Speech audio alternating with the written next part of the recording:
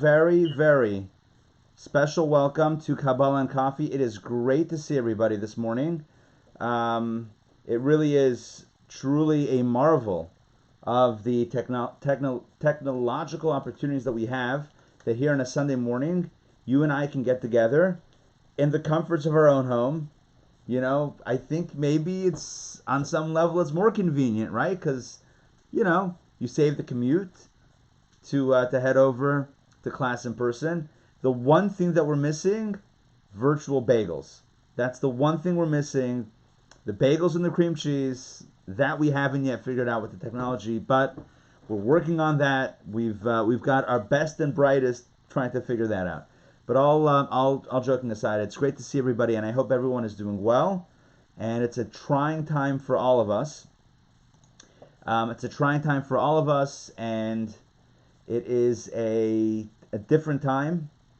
And I know that many of us have gone through different types of struggles, and it's my blessing and my hope that everyone is doing okay, notwithstanding the challenges, and will continue to do okay, and we'll reach out if anyone needs anything. Please feel free to reach out in any way that I can help, whether it's to listen or to advise or to help on any different level, spiritual or practical, etc. I'm here for all of you. So I want you to know that, and I treasure our time together on these classes. We've done, I think, right around, I don't know who's counting, right, but maybe close to 40 classes over the last 3 weeks on this platform and other platforms, and I've treasured every single moment that we've had together. So I want you to know that.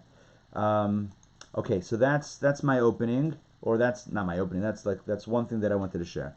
The next thing is I am going to let's see. Let me turn on my volume. Okay, it sounds pretty quiet. Okay, so I'm going to hold back on muting everybody for a moment because it sounds pretty okay. I want to share the following. Today is a very special day on the calendar, on the Jewish calendar. Today is the 11th day of Nisan. And of course, coming up this week on the 15th day of Nisan is the holiday of Passover. But the 11th day of Nisan, which is today, is a very special day in its own right. Why is it special? Because on this day, I feel like now this is historical trivia with Rabbi Ari. I feel like a game show. I have everyone in gallery view, so it also looks like kind of a game show. So whatever. So today in 1902, which is exactly 118 years ago. Wow, 118 years ago. The Lubavitcher Rebbe was born. The Rebbe's birthday is Yud Aleph Nisan, the 11th day of Nisan. Now the Rebbe passed away in 1994. At the age of 92, but of course the life of a tzaddik is not limited to only a physical experience, because, and this is true with everybody, a legacy lives on in eternality. If somebody truly lives,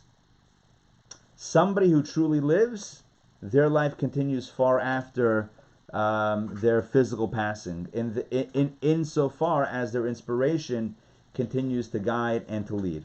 So this is certainly true with a tzaddik, this is certainly true with a Jewish leader, and this is certainly true with the Lubavitcher Rebbe, whose inspiration, frankly, is why we're all here today. I wouldn't be where I am, and I wouldn't be teaching what I teach, and I wouldn't be here without the Rebbe. So if y'all would be here on your own Sunday morning for Kabbalah Coffee, that would be kind of awesome. Who knows what that would look like otherwise, but I know for myself, this is a very significant day. And I will say that the Rebbe was many things, and many words have been spoken about the legacy of the Rebbe, Rabbi Menachem Mendel Schneerson. Much ink has been written about the Rebbe and the Rebbe's legacy. But I'll share one angle that I think is particularly relevant to today's times. And that is that the Rebbe was very, very forward thinking, especially in the context of technology. Some of you may know this, that before the Rebbe became Rebbe, so he studied, obviously, intense Jewish studies. In addition to that, the Rebbe studied at the University of Berlin and the Sorbonne in France. And the Rebbe had a degree in engineering. And the Rebbe was an engineer in the Brooklyn Navy Yard in the 1940s. You may know this, you may not know this. Even after the Rebbe became Rebbe in 19... Oh, by the way, the stuff that the Rebbe worked on in the 40s is still classified. He was part of a team that work is still classified to this very day. The different rumors and theories as to what he worked on, but I'm not going to go into that right now. I want to share, though, that even after the Rebbe became Rebbe, he was still, I don't know if that's the right word, because it sounds like he was always forward-thinking, especially with technology. Already decades ago, the Rebbe was pushing for Torah to be taught on the radio programs being dedicated to Torah teachings. The Rebbe was creating in the 1970s satellite broadcasts of the Farbrengens in 770 in Brooklyn, in Crown Heights. Satellite broadcasts to be broadcast around the world to share the message of positivity and Jewish messages of inspiration with everybody and anybody who would tune in. These were broadcast on live and then later on in rebroadcasts on cable stations. I believe that some of you in this, I was going to say in this room, I guess it's a room, in this room had the opportunity to watch these broadcasts, these satellite broadcasts in the 70s and 80s. Fox station, yeah, you know the Fox, Fox 5 on Briarcliff.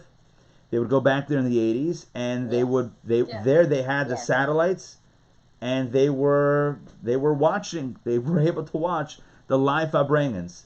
Those of you that had the chance to tour 770 with me a few months back, more than a few months back, I guess 6 months ago, before the high holidays. I know Sandrine, right? You were with me? Who else was with me? Okay, so I'm sure there were others that were with me and others that have done this before with me. We went to WLCC, which is the Worldwide Lubavitch Communication Center.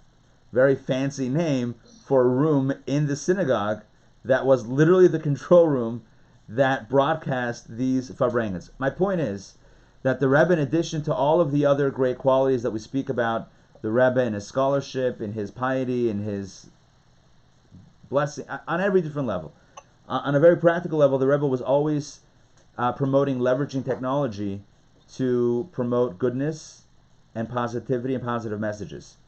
And so in that spirit, for years now, I've been recording the classes, first on audio and then later, of course, on video, as you know, with the various live stream technology that we have. And it's because of the Rebbe's inspiration that we have now. I sent out an email on Friday. I have more than this, but this is what I put up online. 16 Pesach classes for people to enjoy, whether locally or around the world. 16 classes that a person can listen to, just from us, and be inspired for the holiday. So I think as we get together here on Sunday morning, on this platform on Zoom, I see it as a kind of a furthering of the Rebbe's vision of a connected world, a world in which Torah and positive messages are not limited by time and space. Why should time and space get in the way of somebody learning? Just because someone is not in Brooklyn, the Rebbe felt, doesn't mean they can't participate in a Farbrengen that's happening in Crown Heights. And just because someone is, in a far-flung country at a different time, doesn't mean that they can't be inspired by Torah. I need to mention this, Chabad.org, which is the central Chabad website, again run out of Crown Heights in Brooklyn. So Chabad.org is one of the very first websites of any religious institutions, and it's one of the longest running websites that have provided content uninterrupted for literally decades. It was, and you can look it up. I'm sure you can look up Wikipedia Chabad.org and look at the history of the website. It was all the encouragement of the Rebbe. So on today, which is the Rebbe's 118th birthday, 100 plus Chai. So I think I wanted to begin by kind of making this class in tribute to the Rebbe's life and legacy. And, maybe this learning is, not maybe, I believe that this learning is giving the Rebbe a lot of nachas. Here we have, a number of individuals from really across, I'm looking around here, from mainly Atlanta, but also across the country, who are getting together and studying Torah, studying Kabbalah on a Sunday morning. I think it's a pretty amazing thing. Okay, now let's shift over to the theme of today's class, which is motivation. So I wrote in the email, in the Friday email, and I hope you got the Friday email. If not, send me a line. I don't know what that means anymore, but send me an email or a text, and don't send me a line. I won't know what to do with it. But send me an email or a text, and I'll add you to the email list, the Friday Kabbalah Coffee email list. Okay, here's the deal. So we talk about motivation. What is it that motivates a person to do something? So a few months ago, is it a few months ago? We're April 5th now. Okay, about a month and a half ago. Seems like a different world ago, but a month and a half ago we had Professor Dan Ariely, who is one of the leading behavioral economists in the entire world. And Dan Ariely spoke then about the concept of change and behavioral change. How is it that people can change their behavior or be encouraged to change their behavior? What is it that makes people change what they're doing to do something else? Put very simply, if you're trying to get someone to change their behavior, so what are the steps that you need to take to try to help them do that? It's a very practical question. It's a question that's asked by companies all the time. For example, how do we get people to buy our brand over someone else's? It's a very practical question, right? How do we change people's behavior to purchase our product over the competition's? It's a very behavioral, psychological question, right? How do we motivate that behavior? Another question might be for governments. How do we motivate people to behave in a responsible fashion? I don't want to get too focused. Well, I don't know why I don't want to. Might as well get focused on what's going on right now. How does a government encourage their people, their citizens, to act responsibly and to, let's say, for example, follow the guidelines in place for sheltering in place and social distancing, etc.? How do we get that? How do we help people to embrace these types of behaviors? And it's not always easy. It's not always easy. So, he said, Professor Dan Ariely, this was in February, a Sunday in February, I don't know, maybe 7 weeks ago, he said that there are two primary factors that go into changing a person's behavior or helping a person change their behavior. Number one, it's reducing the friction. You want to reduce the friction, the barriers that are in the way between that person and the behavior you want them to adopt. So if the behavior that you want them to adopt requires a lot of change and a lot of new things and a lot of adaptation, a lot of hurdles to jump over and hoops to jump through, then people may simply not do what you want them to do. So that's one piece, reducing the friction. The second element is providing motivation.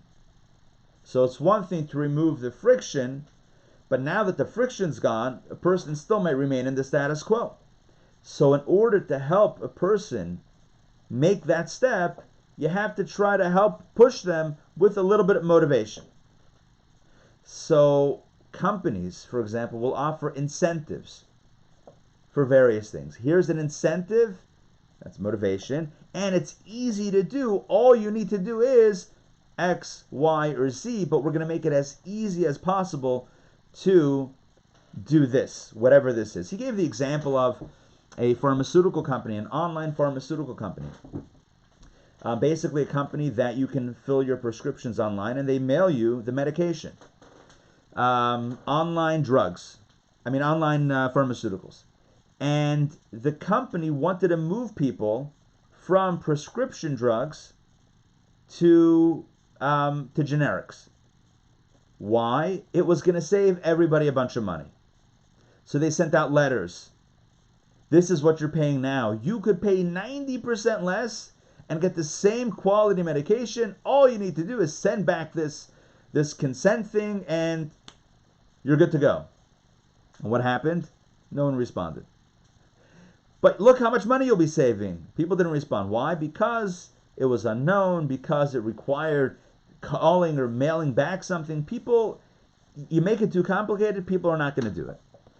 So, how that ended, they wanted to send out letters saying, basically, we're automatically moving you over to the generics unless you say no. So, in other words, you're going to be opted in by default, and thought that were put into various ways to encourage this adapting the generics. The point of today is not about pharmaceuticals and generic versus name brand medication. The point is to understand this truth about human behavior. Human beings, we typically stay where we're at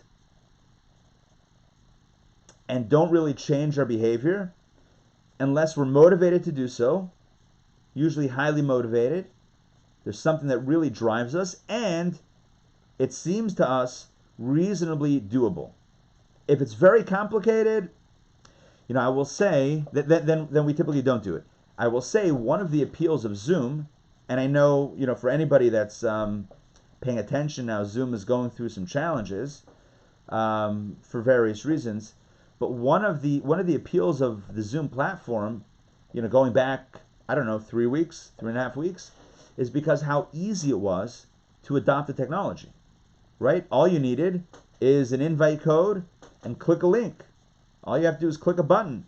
You don't need an account. You don't need a password necessarily, right? All you need to do is click a link. It opens up and you're right there. Ease of use, ease of adaptation. That's removing the hurdle. And what was the motivation? The motivation is you can't meet in person anymore, so that's your motivation. If you want to get together, you need an online space. That's your motivation.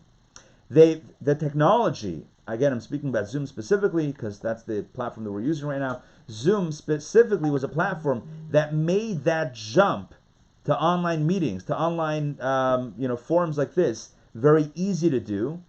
So you had that magical combination of motivation to step into the space and ease of adaptation. Boom. So that's why you have millions and millions of people, I don't know how many millions of people, that have signed on to Zoom because of this. Now, at the same time, we all know, we've all seen the headlines, and the headlines are telling us that Zoom has security challenges, right? So people are doing Zoom, Zoom bombing, where they're going on to other Zoom meetings that they're not necessarily welcome to and causing trouble, etc. So Zoom is now taking steps, putting on passwords, and like I created this waiting room where I only allow on people that I that I recognize, etc. Not that anyone's on that I don't recognize, by the way. But if they were not recognized, I wouldn't let them on. Just so you know. The point is like this. The point is that what gets people to change or to adopt something new, it's usually this magical combination of motivation and ease of use, removing those barriers, removing the friction, reducing the friction. Okay, so that's the truth, and that's what Dan Ariely, that's a lot of what he spoke about several weeks back at the Academy of Medicine here in Atlanta. So when we talk about motivation, again, today's focus is on motivation, and I'm going to unmute everybody now. I hope it's not too loud. You can still choose to mute yourself, but I'm hitting unmute all. My question, this is for anybody and everybody. The question that's open now for everybody to answer, if you wish. What are some factors within human behavior that act as motivation? What are some factors, or what are some things that motivate us? I'm not referring to specific, like super specific things, but like categories. What are various types of motivating factors? Open question. Faith. Say it again. Faith. Faith. Okay, good. Good. What else? Promotion. Promotion. Good. Excellent. Promotion is good. What else? Food. Food. Excellent. Yes. Recognition. Recognition. Excellent. What else? Fear. Fear is huge. Fear is huge. Yes. Love. Love is huge. Yes. Good. What else? What else motivates us? What are things that motivate us? Time, Time. Good. like a time limit. Yeah. Deadlines. Or due dates, as the rebel would prefer. What else? Pain. Pain. Good. What else? Comfort. Comfort. Peer pressure. Peer pressure. Excellent. Education. Education. Good. By the way, Matt, I was thinking of, with everybody answering, now you probably feel like you have to also give something. So peer pressure kind of encourage you to. I'm kidding. So, just joking. What else? Oh, by the way, actually, peer pressure is aligned with the one that I want to talk about, that I want to focus on today. So that's a very. Ed, what were you saying? Sorry. Just move around the background. Oh, sorry. I saw your box light up on my thing, so that's my visual clue that maybe you. Okay, what else? Any other ideas? Motivating factors. What motivates us? Okay, I'm gonna mention one. That I just remuted everybody. Don't worry, you can unmute yourself at any time to ask a question or share a comment. One factor that I want to focus on today is competition. Competition. Competition is a huge motivator. And by the way, I think this is kind of like peer pressure, right? Peer pressure is kind of like a competition. You find competition in many different avenues, many different spaces. So when it comes to, let's say, where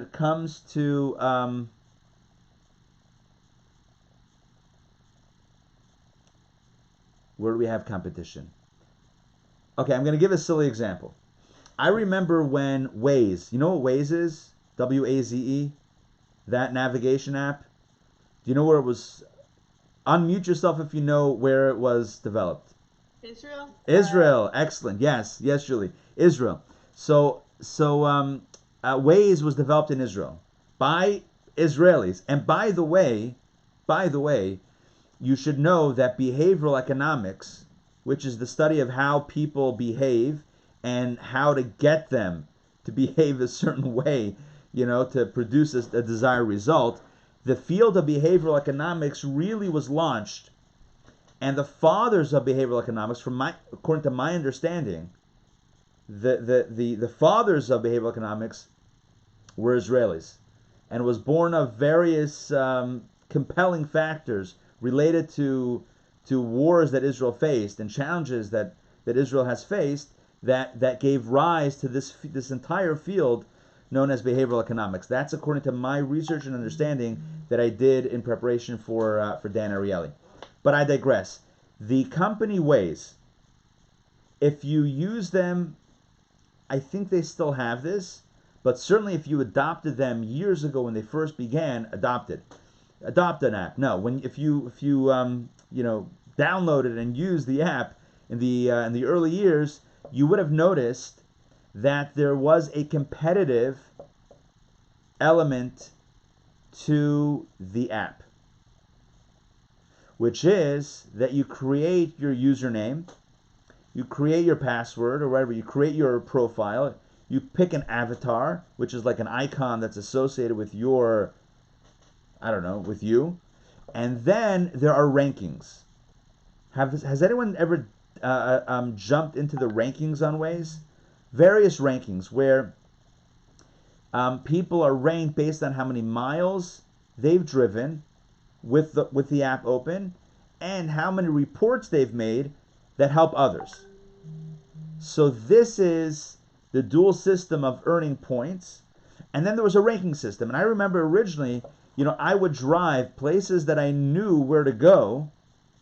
I would drive and have Waze open, the app open on my phone, just in order to, because I was one of the earlier adopters, just to maintain my I don't drive a lot. I mean, the Chabad house is like, around the block.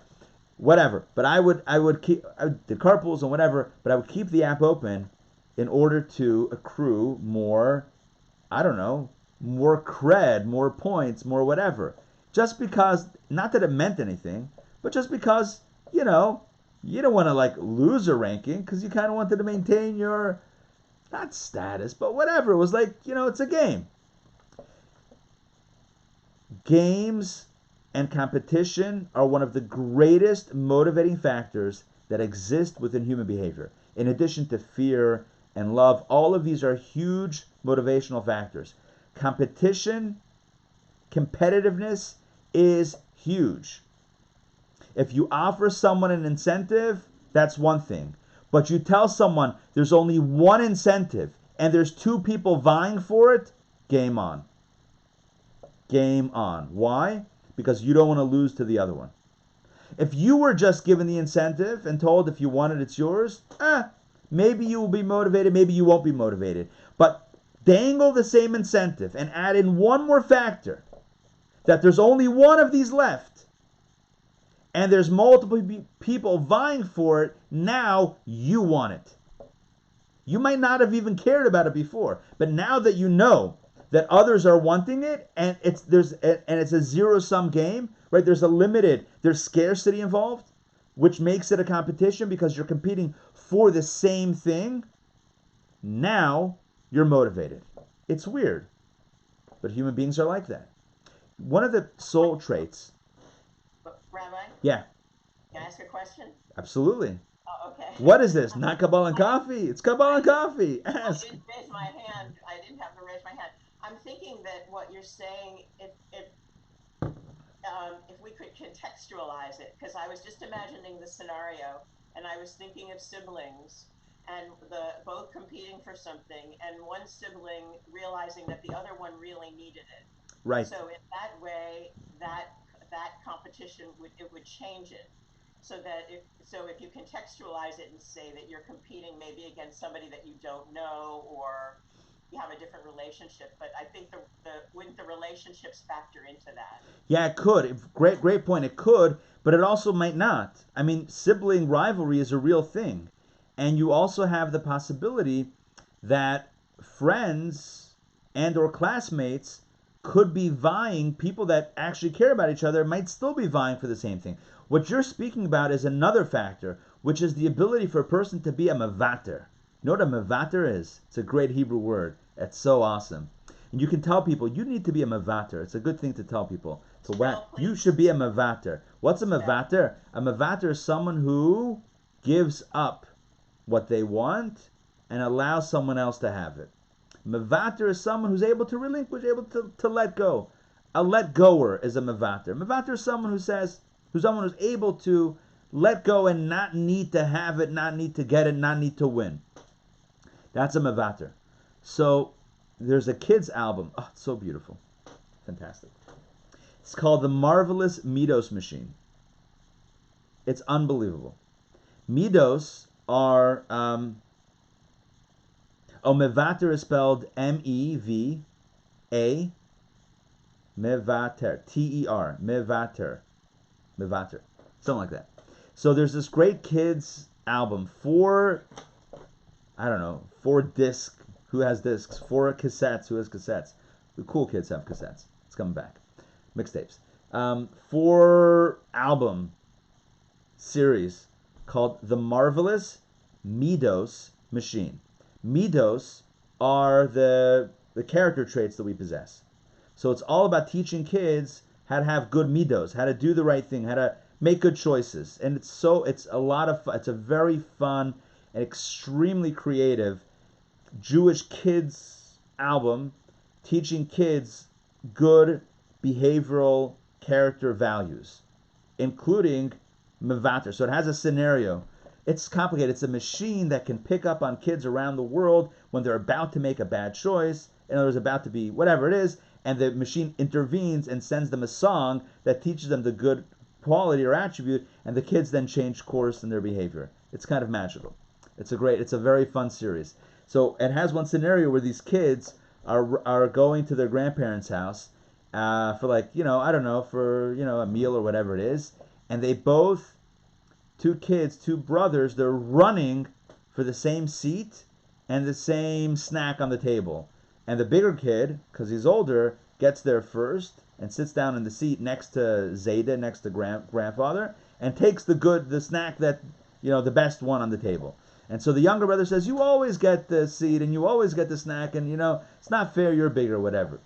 And the message that's delivered through this magical machine, the marvelous Midos machine, in fact, the message is, Andy, your point is that people, especially those that value the other, can learn to be a mavater, or can exercise that ability to say, you know what, I'll let you have it.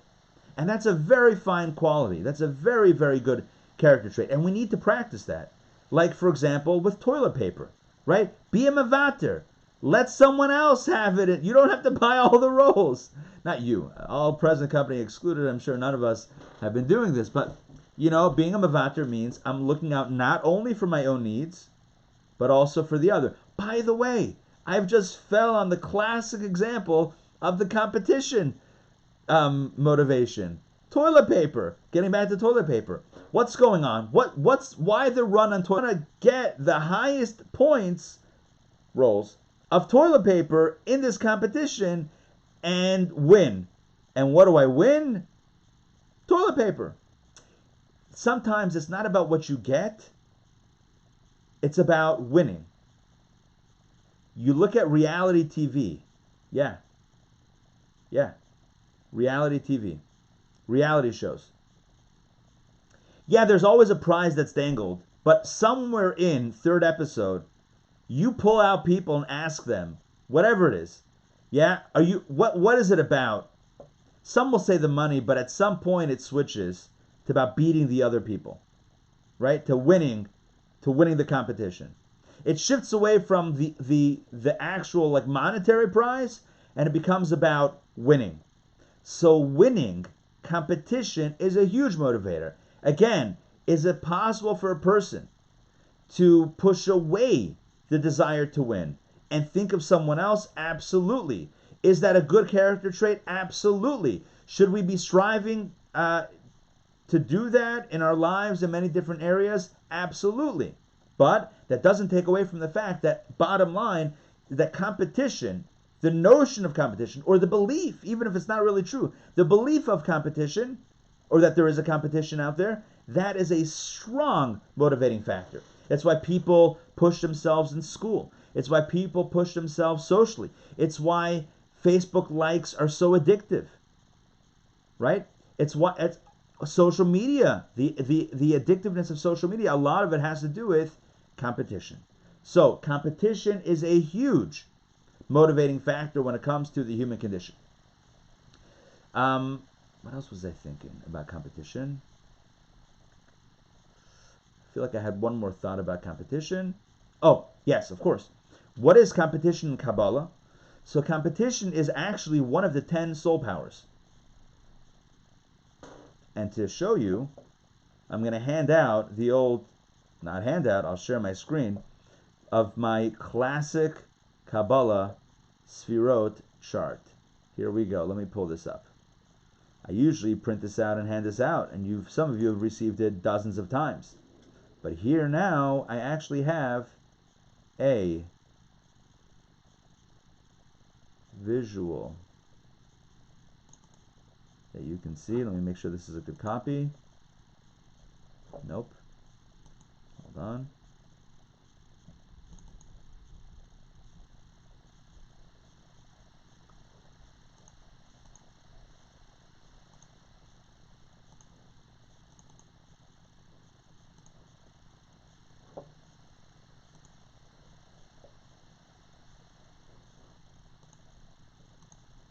Okay, here we go.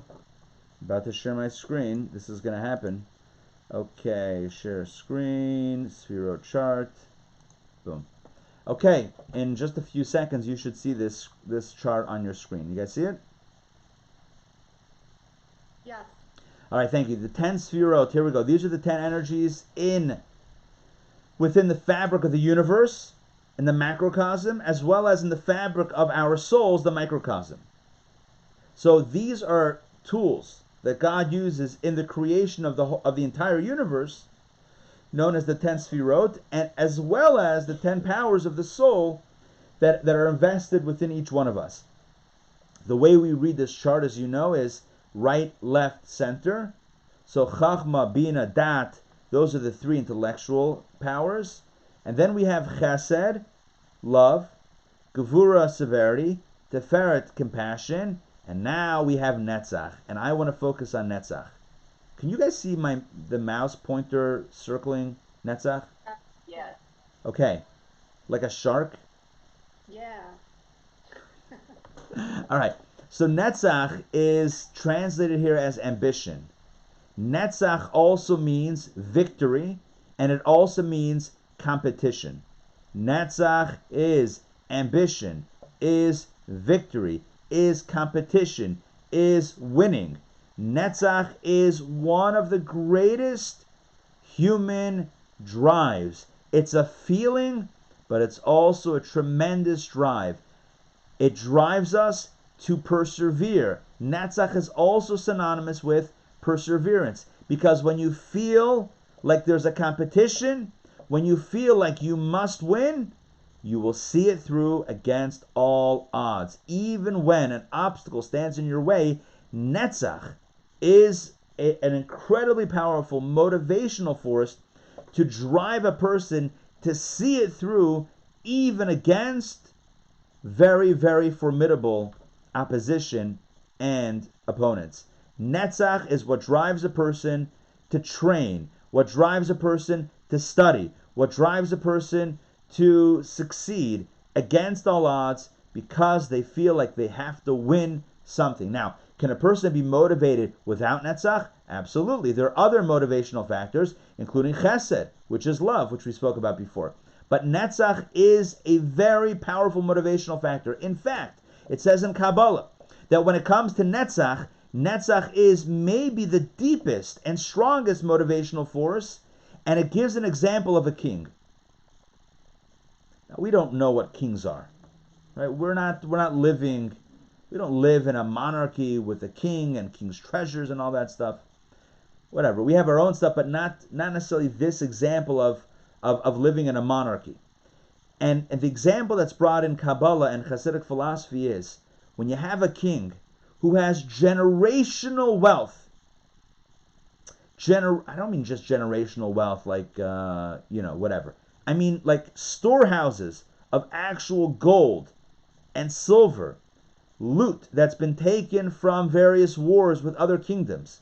Like literal wealth, like dripping with monarchy level wealth. Are you with me on this? Like king level wealth. Like treasure chests filled with incredible, vast, open it up, everything sparkles and shines and genies pop out. Like that level of wealth. The king will not part with that. The king will not even look at it at all times. It's stored away over generations of the monarchy. This has been collected and stored away. When does it come out? When is it spent? You tell me. Unmute yourself if you can tell me. When will the king spend all the riches?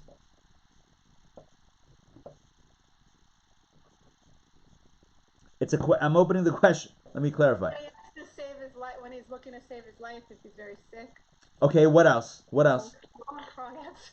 No, it's a right answer, but it's not the answer that I'm looking for, Okay. which is fine. I'll tell you what it says in Kabbalah. No, somebody tell me. Unmute yourself. Tell me, when is the king going to spend the treasure? Maybe when he wants some kind of fame or In war. immortality. Immortality also, but in war. When there's a war, when he's at war with another nation, yeah? When he's at war and he can't afford to lose, or he doesn't want to lose, because who likes losing? He will spend, in the language of Kabbalah, he will open up the secret treasure stores, the secret treasure houses, and be mevaze, which means not only spend, but like spend in a reckless fashion that treasure to not lose. And he'll give it to the simple warriors on the front line so that they can do what they need to do. That's when he spends the treasure. Competition, all of this is an explanation of what netzach is. Netzach is competition, It's war, it's battle, right? It's me against you, and when it's me against you, well, it shouldn't be me against you in a negative sense, right? But it's a battle, it's a competition, and in competition, all my deepest resources are coming out. I'm going to pull out every last ounce of resource, energy, strength to win this. By the way, we talked about before the notion of being mevater, which is the opposite, which is me feeling some sort of competition, but stepping back and allowing the other to win. That is hod. That's across, parallel netzach. On the other pole of netzach is hod. Netzach is the right side. Hod is the opposite side. Hod is translated here as devotion. But I don't know if I like devotion. I'd rather use the word, wow, the chart just changed. The magic of word. Unbelievable. Hod is more like humility. Hod is more like letting go. Hod is more like being mevater. Is saying, you know what? You can have it. Netzach is ambition, competition, competitiveness, winning, victory, right? Pushing to the end because I need to win. And Hod is the humility to say, you know what? You take it, I don't need it. You want it, it's all yours.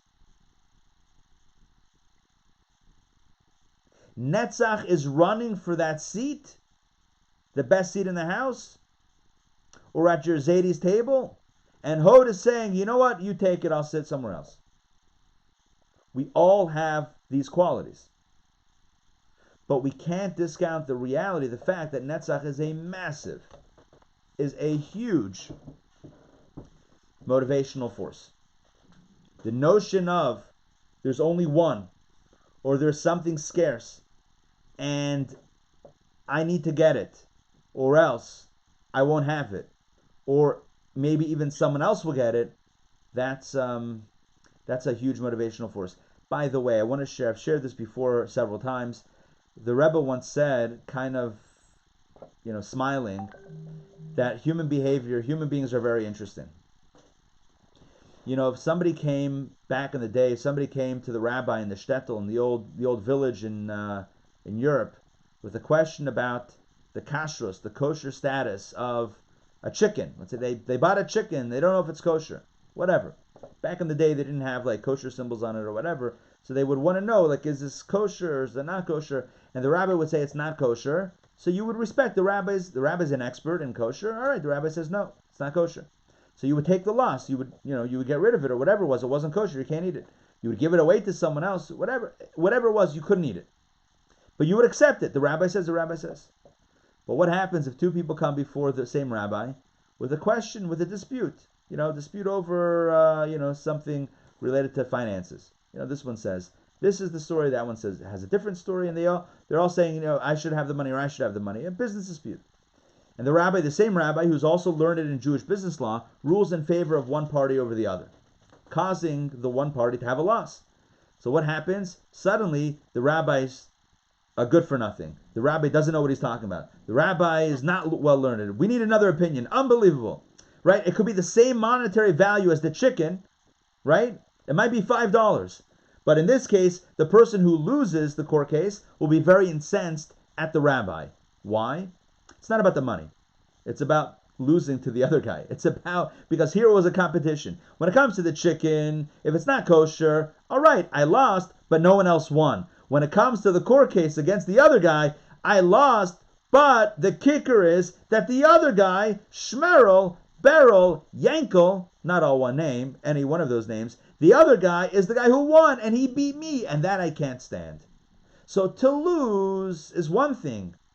To have a loss is one thing, but that I should have a loss and someone should have the win against me, that becomes a bruise to the ego.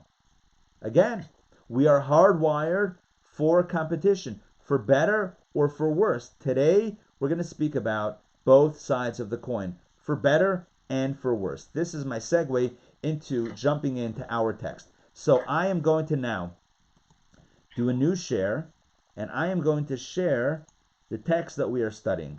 We are now up to chapter XV. For all the Romans out there, that Romans. When in Rome, XV is 15. This is chapter 15 for all Super Bowl fans, football fans. You know XV. Okay, here we go. Chapter XV, chapter 15. So in the last chapter, we spoke about envy, the devastation of envy.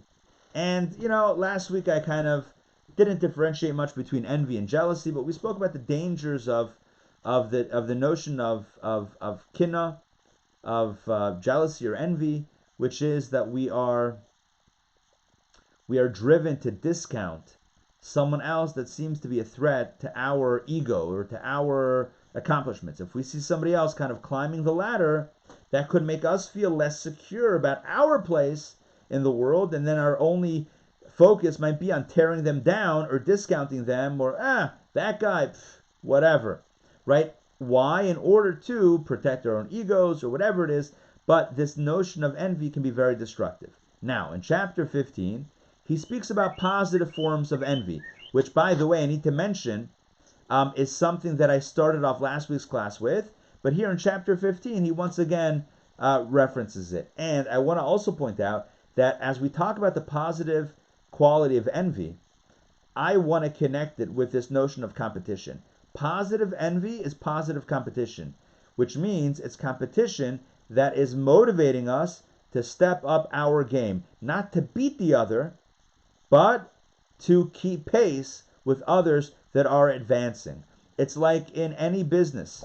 When you see the competition, taking a step forward, you're also going to take a step forward. And that's not necessarily a bad thing. That's a very good thing. That's how we have a lot of the wonderful things that we have today. It's because of competition-fueled innovation.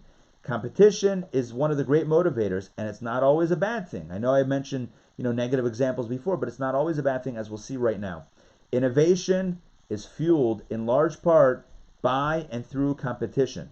In fact, I've mentioned this point before, in big companies such as Google and Apple and others, they actually create competing teams to work on the same problems and to arrive at their own solutions. In other words, they won't have one department working on, messaging, instant messaging, texting. They'll have multiple groups, multiple teams working on the same issues, the same problems to come to different solutions, and each team is competing against the other. That competition. In other words, why compete against an external rival? Compete against yourself and create motivation. Push yourself. That's like, right, competing against yourself. Push yourself to excel, even if no one else is on your level. That way, even if you don't have strong competition from the outside, you can still be innovative if you create that type of a healthy competition within. Okay, let's jump into chapter 15. I'm going to read it, and at any point, if you have a question or a comment or an addition to share with all of us, go ahead, unmute yourself, and jump right in. Chapter 15. There is, however, a type of envy regarding spiritual attainments, which is a positive quality. As our sages declared, and this is coming from the Talmud, it says, envy among scribes, kinnas soifrim, envy amongst scribes, and scribes is not just, the person who's writing the stuff, but it's referring to scholars in general. So envy among scribes increases knowledge. You know what envy among scribes means?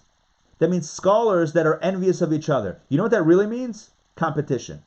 Not in a negative way. This is a positive competition.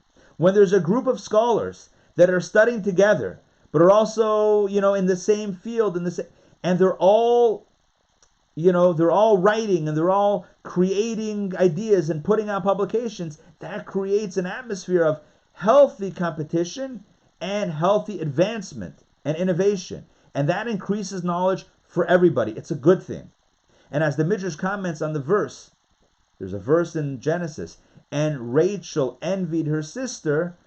The verse talks about Rachel and Leah, or Rachel and Leah. I'll just use the Hebrew forms.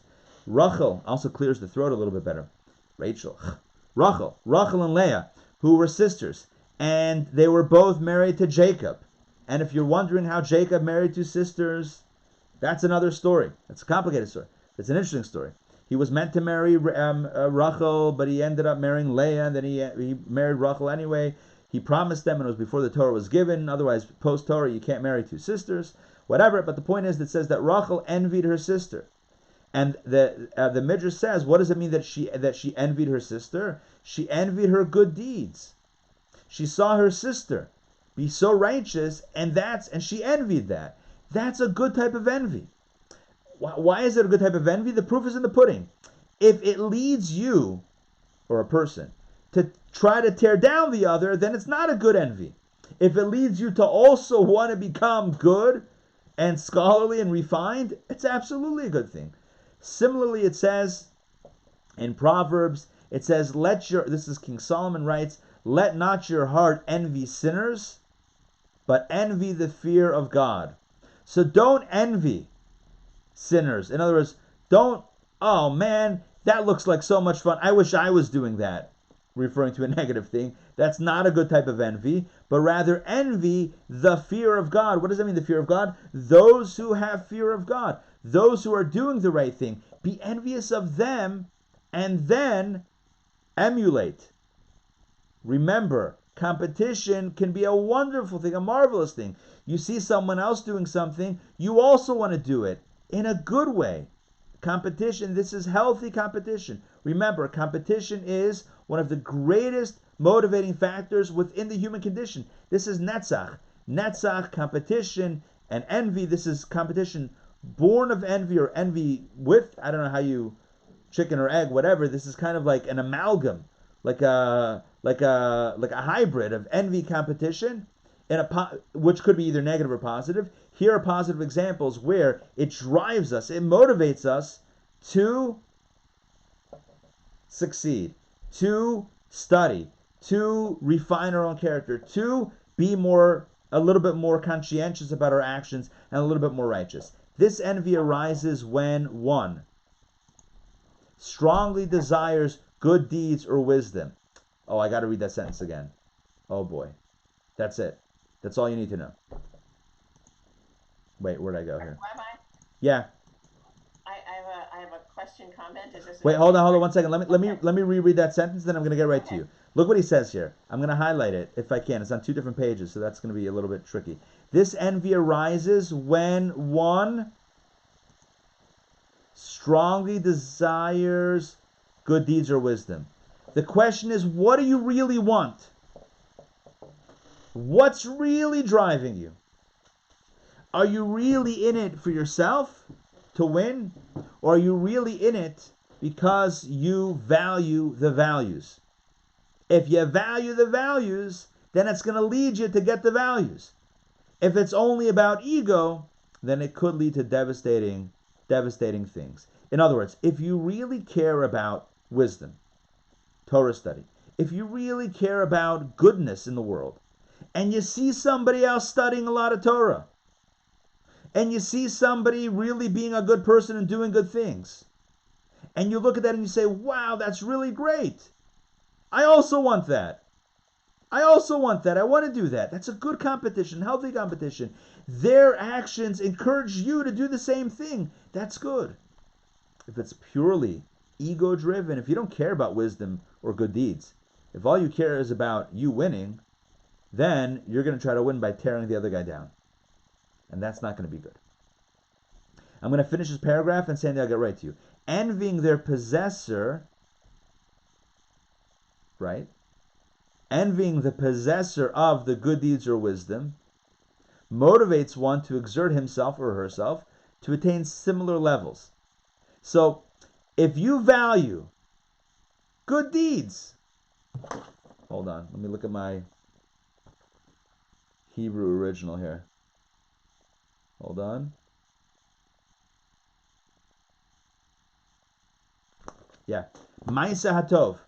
I was seeing if the word midos was used. It's not. Ma'aseh hatov, good actions, good deeds. So if you really value good deeds and wisdom, so by envying their possessor, that can motivate a person to exert him or herself to attain similar levels. For since envy reaches to the depths of the soul because it's related to competition. It can evoke the soul's hidden strengths, enabling one to reach great heights. Here he's talking about, look at this line, he's talking about leveraging something that can be the most destructive of human traits, leveraging it for the greatest good. The greatest good. That's what we're meant to do. By the way, why do you think we're here in the first place? Why do you think God sent our soul down to this world in the first place? Like, what's the point? Why did God take a soul that was spiritual and pure and in a spiritual reality and realm and send it into a body, into this world, physical universe with all the challenges? So one of the answers given is because it's meant to refine the body. It's meant to make the body a little bit more edel, a little bit more refined. This is an incredible example of this. Taking a low, let me step back on that. Taking a base, B-A-S-E, taking a very natural base trait of the body and animal soul, like envy and competition, and transforming it into the catalyst for the greatest good. That's a transformation of body. That's a transformation of animal soul. That's when the godly soul is really earning its keep down here in this world. When it's making a mensch of this thing that we call the body. When it's taking our natural traits that could be used for all sorts of negativity, all sorts of selfishness, and it's leveraging it for something incredibly positive, then it's really, really, really doing its thing. That's when it's flexing. That's what the kids are saying today, flex. Right? When is it flexing? When is the godly soul flexing its muscles, her muscles, yeah, because the soul is feminine? The actual traits of the body, using a very human trait that could lead a person down the rabbit hole to the lowest depths, and it reverses it to the greatest heights. All right, Sandy, question, comment. So a comment and a question. The comment is that I think as I'm reading this, the place I keep getting stuck is the word envy, which has always had such a negative connotation. And I'm wondering if this is a situation where we're reading a text that was written with very different semantic references than there are now. Absolutely. And so, well, the word envy is not used in the Hebrew, obviously. There's a different word. The word is kinna. And that word is, it means what it means. It's not envy. Envy is an English word that has baggage. What are you going to do? The Hebrew word is kinna. And kinna means, I don't know, envy, jealousy, competition, whatever you want to call it. It means looking at someone and saying, wow, that's a good thing. I want that. And then it's motivating a person to achieve that on their own. Like, I want to be a scholar, so I'm going to become a scholar. That's fantastic. That's a good thing.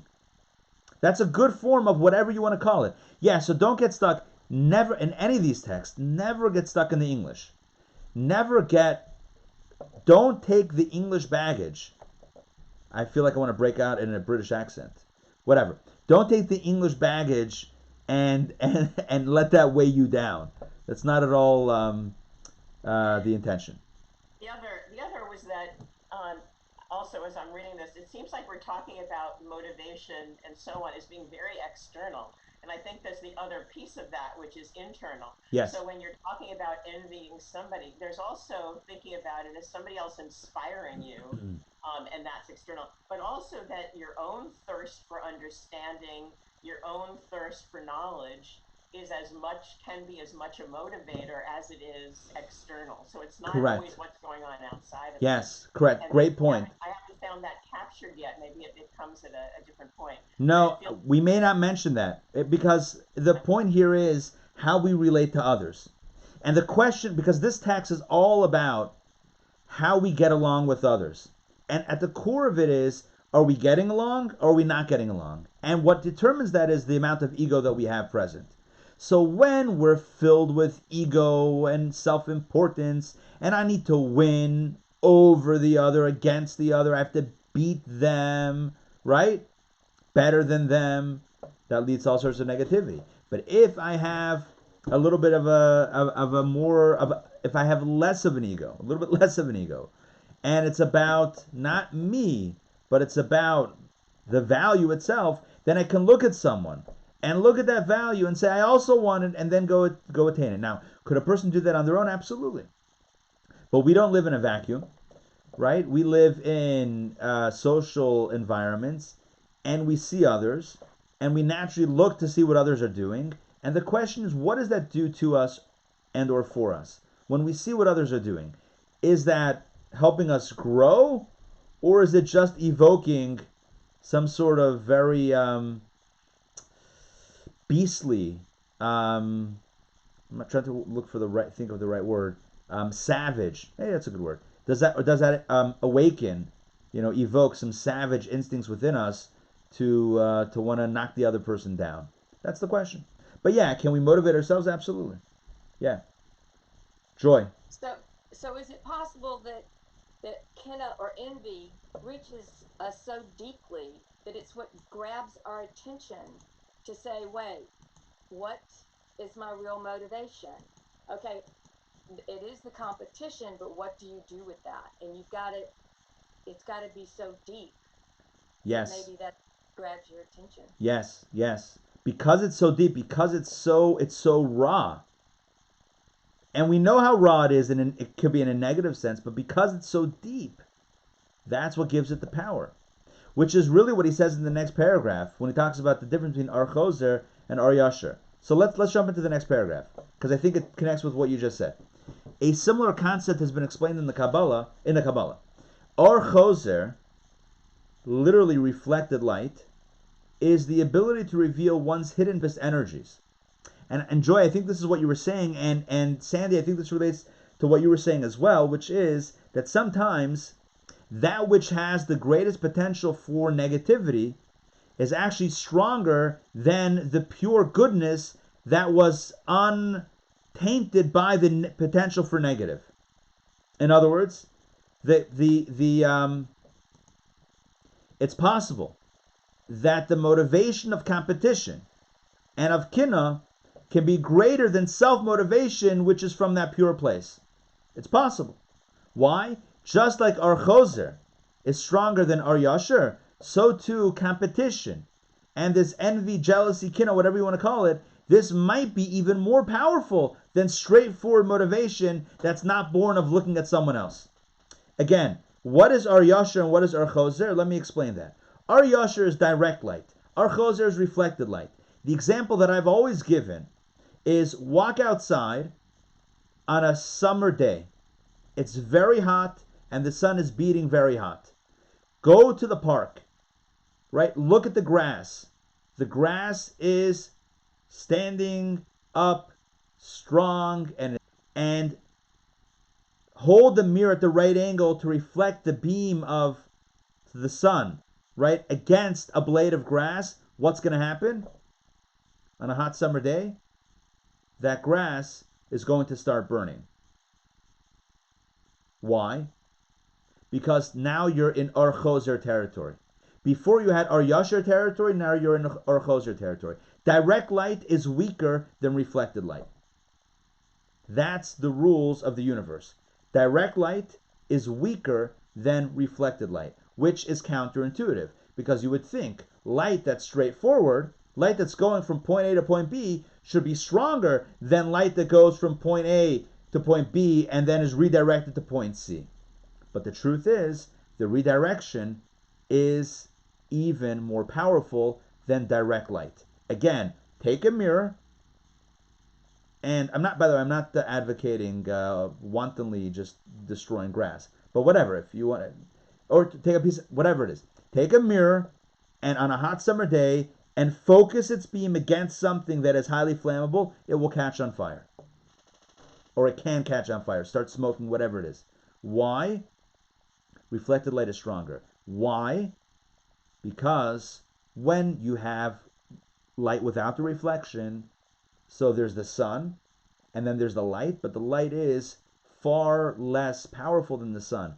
But when you take a mirror, right, what's happening is the mirror is reflecting the sun, almost the sun itself, against that other item. Are you with me on this? Yeah? you're not now reflecting light, you're almost reflecting the source. Sorry, of course you're reflecting. You're now capturing not just light, but also ma'ar, source of light. Obviously, it's not exactly the same temperature as the sun itself, right? We can safely assume that. But it's going to be very, very, even against your own skin.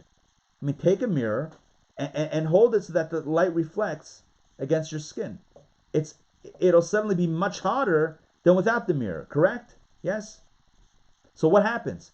How does a mirror make it hotter? That doesn't make... The mirror seems like an obstruction. It's like it's bouncing. The mirror is like it's causing some kung fu redirection. How is that stronger now? You would think direct light is stronger than archoser, than reflected light. The truth is, the reflected light is stronger. And the same thing is true within the human condition. Our straightforward qualities, our straightforward motivation is actually weaker than the archoser, than the twisted motivation. That environments, it's seen. Classroom environments, workplace environments, social environments, we see the power of competition to evoke creative thinking, to evoke all sorts of wonderful things. Not only negative things, wonderful things created by groups that are working with but also against each other. Not in a negative way, but in a positive way. I mean, what got us to space in the 1960s? What got the United States to the moon? We know. Russia. That's what got us to the moon. Yeah, we could have worked on it on our own, and eventually we might have gotten there. But add the X factor into it. Add the competition. Add the archoser, the reflected light. Oh boy, we're going to get there first. I'm not commenting on whether that's a good or not good. I'm not going to value or judge that. I'm just using that as another illustration. Our lives are filled with these illustrations on a personal level and on a societal level and on a national level and a universal level. That competition breeds incredible innovation. So that competition and envy / jealousy / kinna, whatever works without the baggage, that is powerful, is obvious. The only question that's left for you and I is, how are we going to use it? It's like the knife. It's powerful. So what are you using it for? That's us. That's where choice comes in. Are you using it in a healthy way to grow and to learn and to do better and to make the world a better place? Or for selfish purposes, to knock down the other, to smear someone else's name and to ruin their to ruin their reputation, to character assassination, to mock others, to feel superior, to separate ourselves from others. That's also what envy and competition can lead to. So the question is, how do we use it? So that gets us into, let me get the other tool here. That gets us into this next category. This applies, however, only when one desires good. When is competition good? If you have good intentions. That's what he says. If you have good intentions, then it's good. However, if one does not desire to be on a level of piety and purity, it's not about being good. It's not about becoming better. It's not about learning more. It's not about any goodness. But it's simply the envy. It's a person who envies a colleague for his accomplishments and grows to hate him for them. This envy is a harsh and evil trait indeed. Look at that. If the desire is good, and all of this is a positive motivation, then it's great. It's amazing. But if it's not about the goodness, if it's simply envy, and I think now envy comes back, the word is now rescued, right? And it's full suite of negativity. We finally have envy being used in the negative here, right? But it's envy of a colleague for his accomplishments, which leads to hate. then this envy is a harsh and evil trait indeed. Harsh and evil trait. That's harsh language from a Kabbalist.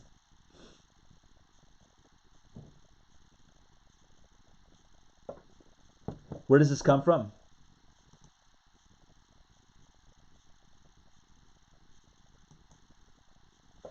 Yeah, Adam wrote in the comments, that's where the greatest light is born of when we leverage the potential negative for positive. That's what he said in the previous paragraph, the idea of archos, or reflected light. If you can take something that has the potential for such evil and leverage it for such good, that unleashes the greatest light and growth that's possible. Because it's that archoser, it's that rebounding light of using something that could have been used for dark purposes for good purposes. That's incredible. And that's literally the purpose of why we're here. I want to explain what I said before about why we're here, why the soul is here. Because I mentioned it, and maybe I didn't explain it, but I just said it. But there are different theories as to why the soul is here. Literally, different theories. When I say theories, I mean in Kabbalah. Different theories. Or, I don't know, theories. There are different teachings as to why God took such a beautiful creature, such as the soul, and sent it into such a relatively dark environment, certainly relative to where it was before. And some theories say that it's meant to escape. It's meant to see the dedication of the soul, notwithstanding the challenges. Can you put the soul, can it find its way back? Right? We're going to send the soul to a dark place, to a maze of existence, and can the soul find its way back? Yeah, let's see. Let's check the acumen, the spiritual sonar of the soul. Can the soul figure its way home? Yeah, despite the challenges, the labyrinth of challenges placed before it. That's one understanding. So in that worldview, we're meant to kind of navigate through the challenges of life and remain on the straight and narrow to just get back home. That's one way of looking at it. But that doesn't place a lot of importance here. That places all of this as an obstacle to get past. That's not what the deepest teachings of Kabbalah teach. The deepest teachings of Kabbalah say that life is not just about getting away from life. When I say life, I mean soul and body life. It's not just about escaping this and getting back home, but it's about transforming this into a home for God. It's about transforming the body into a mensch. It's about transforming the animal soul into an ally for the godly soul. Animal soul, i.e. the animal instincts that we have, self-preservation, right? All the animal base instincts, that they should be an ally for good, for holiness. And that's really what we're talking about. Taking a very human, animalistic, instinctive, survivalistic trait such as competition, a very evolutionary, right, trait such as competition, and leveraging it, using it for holy purposes. That's called holy envy, Batman. And that's what we're all about. I didn't think we'd have a Batman reference here, but that just happened. Okay, so what he just said is this happens when the person is desiring good and therefore using the envy and the competition for good. But if somebody doesn't have those pure intentions, the envy is straight up just envy, then it's going to lead to hate, and the envy is harsh and evil. Let's continue. Its source. I'm going to highlight where we're up to right here. Oops. Help me out here. There we go. Its source. Its source is his yeshus, ego. It comes from the negative, the evil, the harsh and evil comes from yeshus, comes from ego. He therefore especially,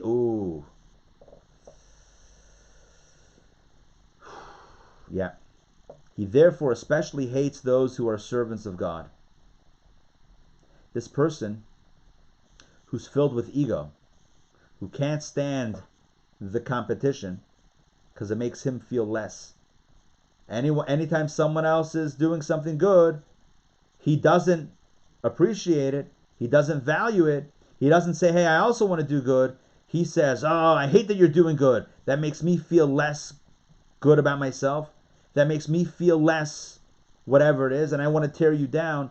So he therefore especially hates those who are servants of God, showing affection and kinship only towards simple people. This person can't work with people that are also scholarly or, studious or, have refined character traits. He only hangs out with the simple people. Now, hang out with simple people. First of all, who's anyone to call someone else simple? I agree with that. But understand in this context, he's trying to bring out a point. A person is going to avoid anyone that makes him feel like he has competition. Are you with me in that simple point? Forget about the terms here, because it could be construed as, simple people shaming, which is not the point here. The point is to say that a person might be so filled with ego that they don't want to allow themselves any contact with somebody who might make them feel less than the image that they have in their own heads. He may delude himself, imagining that his love and connection with them springs from humility. Like, oh, look at me, I'm for the people. When his real source is his yeshus. It's all ego driven. In other words, this person wants to be revered as the smartest person in the room. That's why he's where he is and hanging out with the people that he hangs out with. Because he prides himself on being an oved, a servant of God, his ego prides itself on him being an oved, a servant of God. Look at me, right? This is like the humble person who says, there's no one more humble than me. So I'm such a servant of God, so therefore he hates anyone who has attained a high level of service. For by doing so, the other challenges his own ego, his yeshus. However, he will love simple people who are not on an elevated rung in the service of God. Why? For they pose no threat to him. And he will easily show them love, because one should love his fellow Jew, he says. Look, one should love everybody. So the point is like this. I have to be very careful. This is a very, very, very, I think it's a very dakos, a very fine,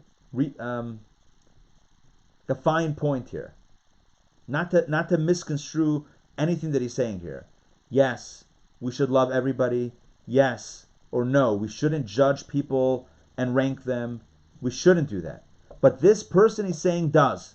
This person says, I'm only going to hang out with the people that I deem simple, because they don't show, i.e. people who are not scholars and people who aren't, davening and praying and doing all these spiritual things that I do. Why am I hanging out with them? To make myself feel better and to avoid feeling any sort of competition. He's not saying that we shouldn't get along with others or that we should be judging others. He's saying that this person, and this filled with this ego, is doing all of these things. Moreover, someone who is even more coarse and possessed by ego, by yeshus, may show such people love merely because this serves as an opportunity to expand his yeshus, his ego, for he feels they will honor him and accept and cherish his words, because he feels that he is the smartest person in the room. And so here we end once again on a very cautionary note. And what's the cautionary note? It is the dangers and the damage that ego can cause. Ego can take a person and destroy one of the greatest tools in his or her toolbox, that of healthy competition. It destroys competition and, what's the word I'm looking for? Manipulates it? No, it ruins. It's not the right word. It distorts. It distorts the power of netzach, the sole power of competition, competitiveness. It distorts it from being a potential, incredibly potentially positive, or potential for incredible growth and positivity, and it distorts it and destroys it into being something that is the source of hate and the source of division and the source of derision and the source of all sorts of evils. That's what ego can do. Right? You want to ask what ego can do for you? That's what ego can do. Ego can take a soul trait, a divine trait such as Netzach, and completely mess it up. Completely make it distorted, and therefore hurt oneself and hurt others in the process. That's what ego can do. So instead of looking at another person as a motivation, as a catalyst for growth and for collaboration, no. I look at the other one as a competition. It's a zero-sum game. Only one's going to win. I'm going to throw you off the ladder so that I'm the only one standing. It becomes now a game of survivor. Only one will survive. And then maybe to not even feel any competition, I put myself in spaces where I don't have any collaboration, and no one benefits. The only thing that benefits is my ego is protected. And in the process, people get hurt. I hurt myself. I stunt my own growth, and the world is not better off in the process. So what's the moral of the story? You may have guessed it. Ego, while it also, like Archozer, while it also has redeeming qualities, right? Ego can be extremely destructive. Ego can be extremely devastating to us and to others and to the world itself. So once again, this is another cautionary note.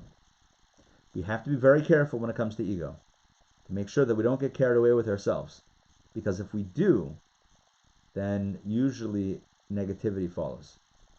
I can't think of a better segue into the holiday of Passover as a discussion about the dangers of ego and the virtues of humility.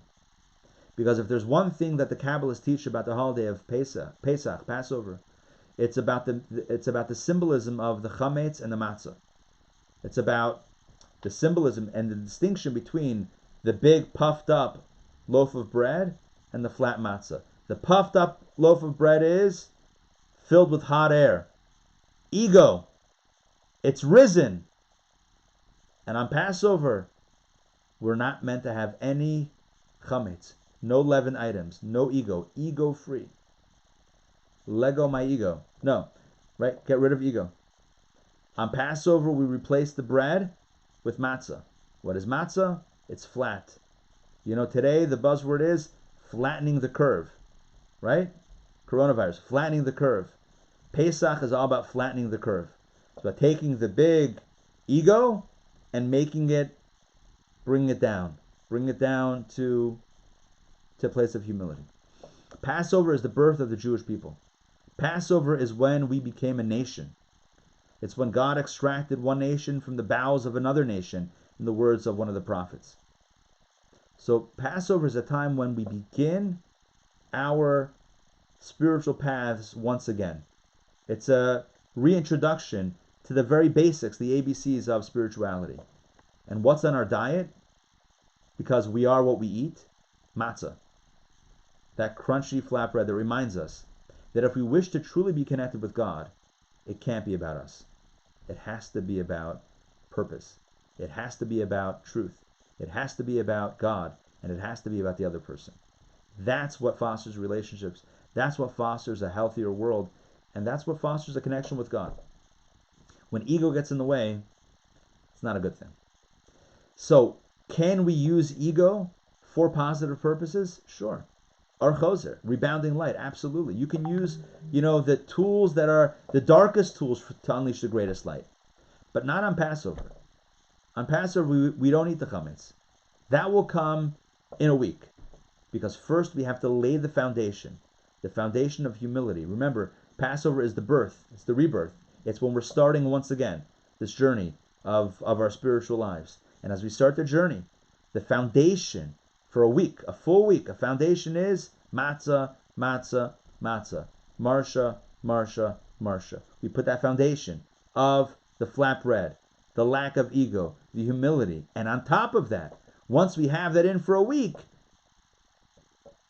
then we can start layering the other pieces on top of it. And then our egos have a shot at being used for good when it's predicated on humility.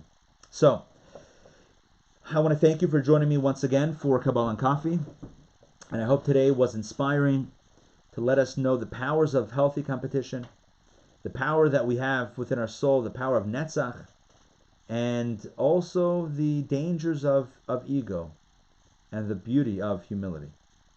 So let's all be inspired to have a meaningful day, a meaningful week, and of course a meaningful Passover. I need to mention this regarding Passover. Tonight, because more than ever people are going to be at home and doing their own Seder, I have a special workshop that I'm hosting online called DIY Seder. Do-it-yourself Seder workshop. 7 to 8 tonight, Eastern Standard Time. You'll have the opportunity to learn how to do your own Seder in 60 minutes. Not to do your Seder in 60 minutes. That I'll leave up to you. But in 60 minutes, I will guide and instruct you how to do your own Seder. If you've never done a Seder before, we're going to lay it out in a way that you can do it for the first time. If you've done it before, hopefully this will give you a refresher and also some inspiration and maybe even some jokes and insights that you can share at your own Seder. So whether you've never done it before or you've done it before, this workshop I think will be very, very beneficial. The links are available on our website, intownjewishacademy.org. You can look for the DIY Seder workshop. It's right there on the front page. You can click on it. It has the link inside of it. It's also, we have a Facebook event as well. So just look, DIY Seder workshop and you can find it. Or just look for Intown Jewish Academy on Facebook and it's one of our upcoming events, i.e. tonight. I also have several PDFs of resources for the workshop tonight as well as for the Seder itself that you can use, print out and use. So if you want to get those in advance of tonight, then just sign up online for the workshop. It's free, but just if you sign up and register, then I'll know that you're joining and I'll email you in advance, probably, around noon, around 12 o'clock, I'll be sending out the email with the resources. So if you're planning on joining, or even if you just want to get those resources, make sure to sign up online. It's free. Just put in your name, email address, whatever, and then I'll get you on the list and send you an email with all of that. Okay, so I think that takes us to the end of the class. Let me just take a look and see if there's any other things that were okay. So yeah, that takes us to the end of the session. And again, it's great to see everybody. It's great to connect. I think in these moments of isolation, it gives us the opportunity to really connect. Of course, to study and to connect with something transcendent and greater than all of us, but also to be able to connect with each other. It's great to see everybody on this collective screen. So thank you for joining me today. Keep on spreading the word about the classes. My plan right now is to keep on doing classes. As long as we're in this situation, these classes are going to continue. We will be off, understandably, on the days of the holiday, in which we are not, traditionally not supposed to be doing these types of broadcasts because we're not supposed to be using, the computers, the technology, whatever it is. So that will be the first 2 days of the holiday, which are Thursday and Friday, and then we go into Shabbat, which again, we're off of technology. So, but up until, Wednesday or so, we should be on with the regular classes. So join me. Very important. If you need anything, if you need any Pesach resources, matzah, anything for your seders, reach out to me. And I've been making sure that we get over provisions in a very safe way to people that need it. So if you need anything, let me know.